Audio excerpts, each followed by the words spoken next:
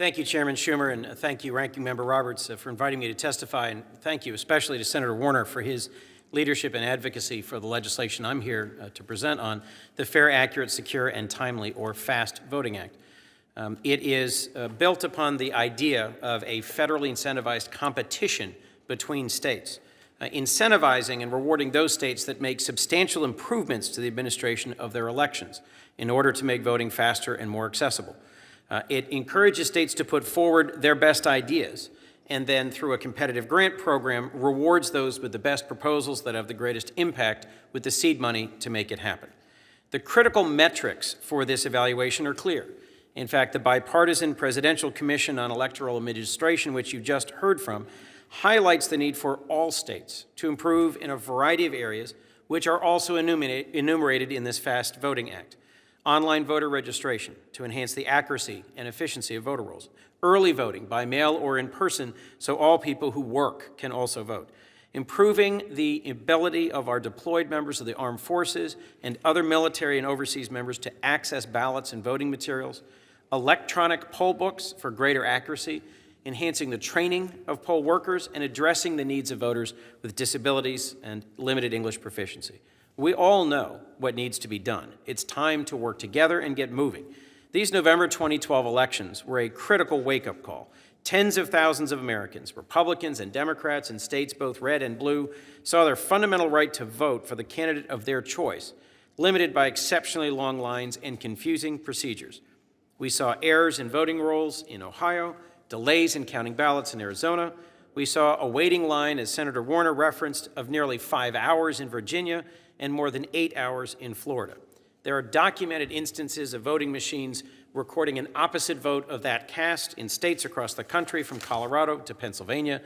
Frankly, this is unacceptable. Voting is the ultimate, most foundational civil right in our free society, and we should treat it accordingly. When a polling station runs out of ballots, our friends and neighbors are effectively disenfranchised. When the lines at a polling station are too long, citizens are forced to choose between losing their job and forfeiting their right to vote. As the chairman of the Africa Subcommittee on Foreign Relations, I've helped lead efforts by our country to encourage dozens of emerging democracies to make all the changes recommended by the Presidential Commission. It is frankly to me an embarrassment that we, the oldest functioning democracy in the world, cannot make these simple fixes in a way that allows the states to lead in implementing reforms. It does not have to be this way. We can pass the FAST Voting Act to accelerate the adoption by states of efficient and effective practices for the administration of elections. While many states are struggling, there are also some good examples to follow.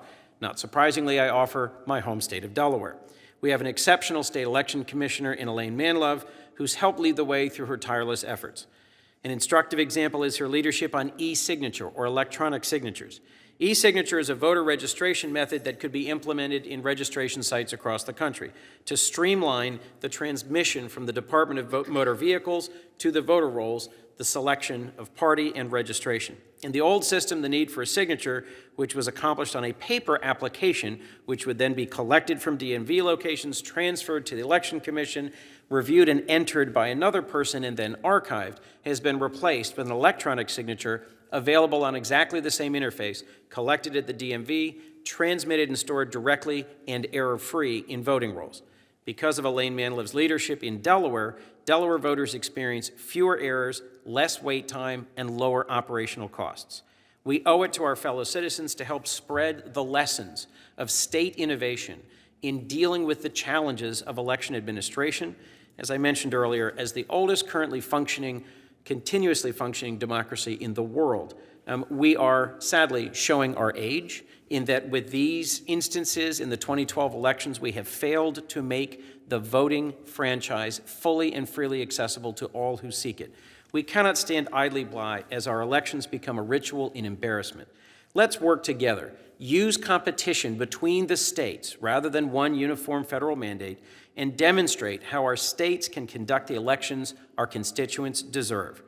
I look forward to working with this committee, to the ranking and to the chair, and I'm grateful to Senator Warner for his early leadership, both in voting and on this bill in particular. Thank you, Mr. Chairman.